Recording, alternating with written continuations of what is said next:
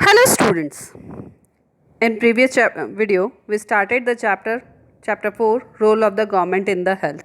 उस वीडियो में हमने हेल्थ के बारे में जाना था कि हेल्थ क्या होता है, हेल्थ केयर इन इंडिया में हेल्थ केयर फैसिलिटीज़ किस तरीके से दी जाती है, ग्रामीण क्षेत्रों में या विलेजेस में किस तरीके से हेल्थ केयर फैसिलिटीज़ दी जाती हैं। आज हम पढ़ेंगे drawbacks of the public health care facilities. Public health care facilities के क्या ड्रॉबैक्स हैं, क्या डीमेरिट्स हैं, ये जो हम पढ़ रहे हैं ये आपके क्वेश्चन नंबर 2 एक्सरसाइज जी का भी आंसर है।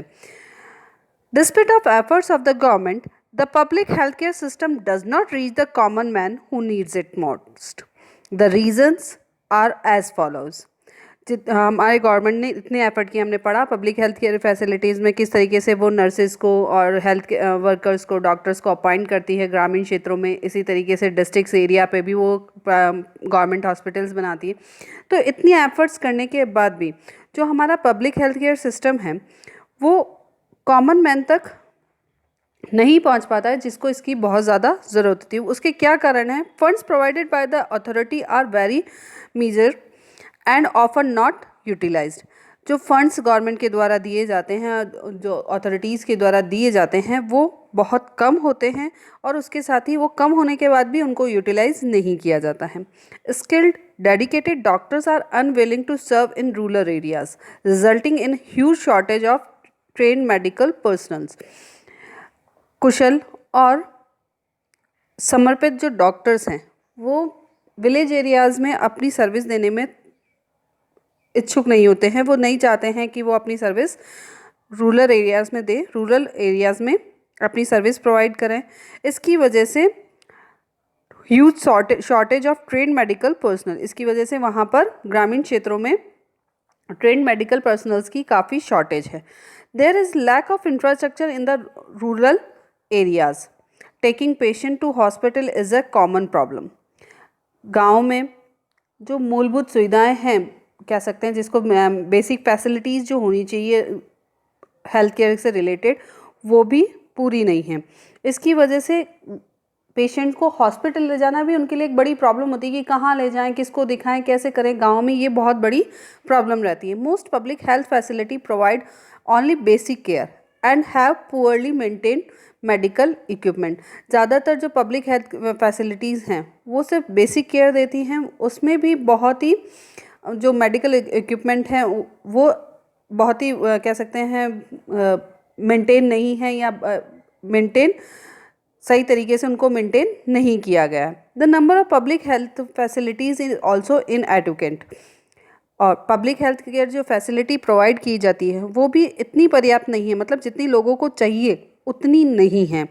There is a shortage of community health centres and qualified doctor and nurses specially in the villages. Villages में कम्युनिटी हेल्थ सेंटर्स की, नर्सेज की, डॉक्टर्स की काफ़ी कमी है। अब ये तो हमने देखा गवर्नमेंट की facilities. Private health care services. अब प्राइवेट फील्ड, जो मेडिकल फील्ड में प्राइवेट हॉस्पिटल्स हैं, उनकी क्या स्थिति है? Private health care services have increased tremendously in the past few years. शानदार तरीके से, काफ़ी कह सकते हैं हम, बहुत अच्छे तरीके से वो आगे बढ़े हैं। 75% of health care is now provided by the private hospitals and doctor. जितनी भी फैसिलिटी दी जाती है उसमें 75% जो है परसेंटेज है वो प्राइवेट हेल्थ केयर सेंटर्स का है। There are super speciality hospitals and private clinics of doctors. Super specialities जहाँ पर कि किसी भी प्रॉब्लम को लेकर जो भी बीमारी है उसमें स्पेशलिटी होती है, उसमें उनकी विशेषता हासिल होती है। और इसके साथ ही प्राइवेट डॉक्टर्स के प्राइवेट क्लिनिक्स भी होते हैं। The private hospital are modern, clean and attract the middle class as well as the rich. Private hospital जो होते हैं वो मॉडर्न होते हैं, मतलब उसमें नई नई तकनीक्स होती हैं, जिस तरीके से बीमारियों को डायग्नोस करना, उनकी जांचें करना वो काफ़ी आसान हो जाता है। वो क्लीन होते हैं, साथ ही मिडिल क्लास जो फैमिलीज़ हैं, मध्यम वर्गीय परिवार जो हैं या फिर रिच परिवार जो हैं, वो उनको अट्रैक्ट करते हैं। क्योंकि नॉर्मली क्या होता है कि जो पे कर सकते हैं, जिनके पास, जिनकी इनकम इतनी होती है कि वो प्राइवेट हॉस्पिटल्स में पे कर सकते हैं, तो वो क्या मेनली ये चाहते हैं कि हम अच्छे हॉस्पिटल में दिखाएं। Most government hospitals are unclean and disorganised. ज़्यादातर जो हॉस्पिटल्स हैं वो गंदे या उन सफाई नहीं होती है वहाँ पर, और वहाँ पर ऑर्गेनाइजेशन जो काम करने का तरीका वो भी इतना अच्छा नहीं होता है। So people prefer going to private hospital, और इसलिए ज़्यादातर लोग प्राइवेट हॉस्पिटल्स में जाना पसंद करते हैं। However private health care facility are mostly found in cities. लेकिन प्राइवेट हेल्थ केयर फैसिलिटीज़ ज़्यादातर सिटीज़ में ही अवेलेबल होती है। जैसा कि हम आसपास में भी देख सकते हैं कि ज़्यादातर जो सिटी एरियाज़ है वहाँ पर बड़े हॉस्पिटल्स होते हैं, वहाँ पर वो प्राइवेट हॉस्पिटल्स की फैसिलिटी अच्छे से मिल जाती है। They are expensive and hence the common man can not afford it. ये महंगे होते हैं, इसलिए एक सामान्य व्यक्ति उसको अफोर्ड नहीं कर सकता, उसके खर्चे जो होते हैं वो सामान्य व्यक्ति अफोर्ड नहीं कर सकता।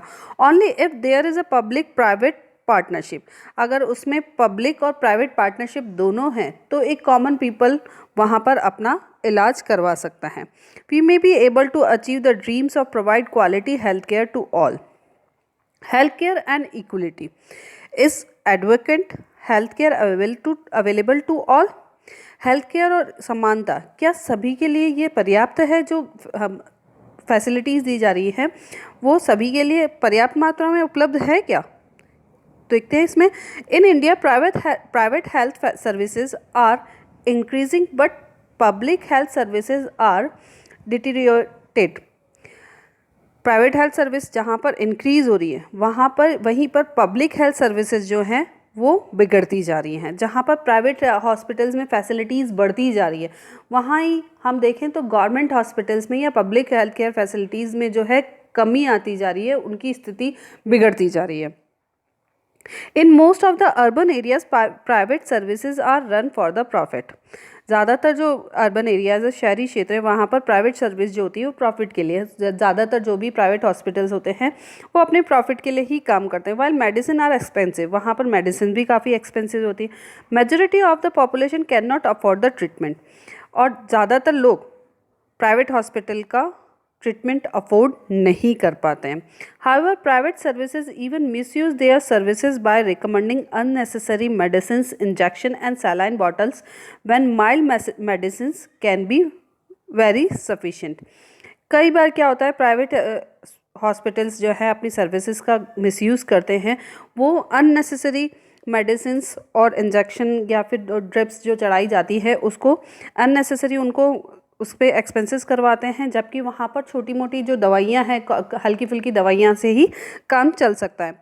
वो क्या चाहते हैं, सिर्फ प्रॉफिट चाहते हैं, ज़्यादा से ज़्यादा पैसा कमाना चाहते हैं। इसलिए क्या करते हैं कि जहाँ पर बहुत हल्की फुल्की दवाइयों से, छोटी मोटी गोली दवाइयों से भी काम चल जाता है, उसकी जगह वो क्या करते हैं, बहुत ज़्यादा इंजेक्शन, मेडिसिन और ये सारी चीज़ों को लिखकर उस पर्सन का बिल काफ़ी बढ़ा देते हैं। In India, hardly 20% of the population can afford the expensive medical treatment due to poverty and hardship. India में लगभग सिर्फ 20% जनसंख्या ही ये एक्सपेंसिव मेडिकल ट्रीटमेंट अफोर्ड कर पाती है। भारत की जनसंख्या का सिर्फ 20% भाग ही ऐसा है जो इस मेडिकल ट्रीटमेंट को अफोर्ड कर पाता है। बाकी treatment due to the poverty and hardship. At time, people have to borrow money or sell their